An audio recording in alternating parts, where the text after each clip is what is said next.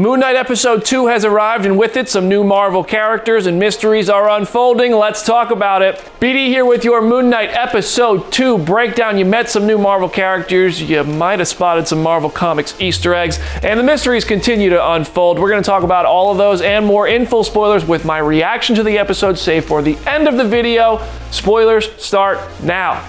First of all, we see Steven hand over the name tag, which feels a little symbolic of learning to give away the body so Mark can take control, and the reflection in the glass makes me feel like Mark is seeing this happen and he's a little bit happy about it.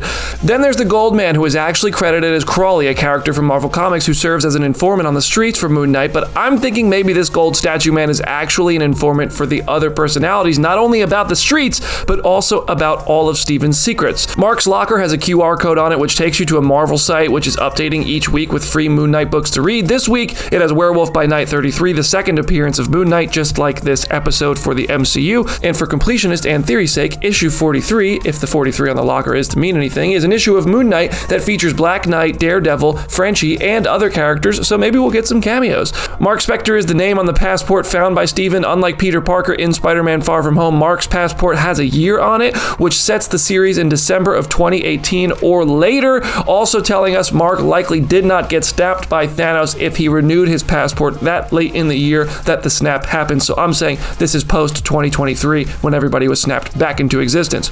We meet Layla, a character who is unique to the MCU. I felt so much pressure in the beginning, and I was really intimidated because I genuinely didn't know what would be the best direction for her, and I wanted to do justice to all the work that's been done. We also get a bit of Mark's backstory as he is arrested and being transported, revealing that he was part of a mercenary team that killed an archaeologist. That, in the comics, is where Mark turned on the mercenary team which hired him. He gets himself left for dead and rescued by Konshu, giving him the powers of Moon Knight, and aided in escape by Frenchie, aka Jean-Paul Duchamp, aka the name seen in Mark's phone in episode 1 of this series. Arthur Harrow plays some mind games with Stephen Grant, which calls back to the Sun King from the comics, who gets Moon Knight to doubt himself and Konshu. Meanwhile, Konshu is shouting, "Kill him!" And that just gives me Ryuk and Death Note vibes, so that's just kind of fun. People in Arthur's cult are watching dolphin videos. Dolphins are often symbols of guidance, intelligence, teamwork, transformation, and psychic abilities because of how they communicate, so some funky messaging Arthur is trying to instill in his people. Arthur's cane contains Amit's power, and we can't help but wonder if it's going to be a reference to the Power Stone because it's purple and it has power. Let it go! But it could also be tied to Agatha Harkness, who has purple magic powers and is very anti-chaos magic. In an episode 1 of Moon Knight, Arthur said there's chaos in Steven and got kind of alarmed, but then he jabs that staff into the ground just like the Celestial did in Guardians of the Galaxy 1 when we were learning about the Infinity Stones in that sequence, and it feels more Power Stone-ish, even though it's probably not really going to tie to either if I'm honest. Superhero landing, Mr. Knight, Steven's alter ego powered by Konshu appears, and he looks like he's pulled straight out of the comics. We love to see that. On the bus during his fight, we see the GRC ad, a reference to the Global Repatriation Council established in The Falcon and the Winter Soldier. When Moon Knight joins the fight, we see the famous Disney Plus logo building-to-building jump shot. You know what's so interesting? That was maybe the third shot in this whole journey we ever came up with. Second or third, might be second. Yeah. So it was just wild to see. I was like, oh my God. Several shots of the moon may be important. This is visually cool, but also when that moon is full, we can expect Moon Knight to be at his most powerful, something I think we're going to see late in the series, and we're at about a quarter moon now. Overall, I think this episode is quite good, not as strong as the premiere episode though.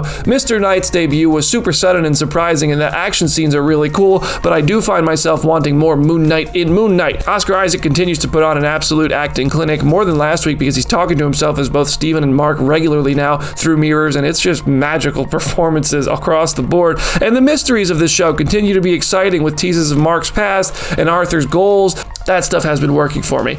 I didn't really find the reveal of Layla being Mark's wife something that's unique to the show and not from the comics to be particularly interesting, and it's not something I find myself feeling like I really want to see more of, but still, it's a very good episode, and I'm giving it a 7.7 out of 10. What did you think of Moon Knight Episode 2? Drop your thoughts in the comments section, especially if you caught any Easter eggs you think we might have missed in this video, and go listen to the Phase Zero podcast on any major podcast platform for a more thorough, longer form, in-depth conversation with a couple of friends. Thank you so much for following us on the Phase Zero YouTube channel. We're excited to blow this thing up with you, and if you want to talk with me more right now, hit me up on Instagram or Twitter at BrandonDavisBD. Head over to comicbook.com/Marvel for more updates. I'm BD. I'll see you there.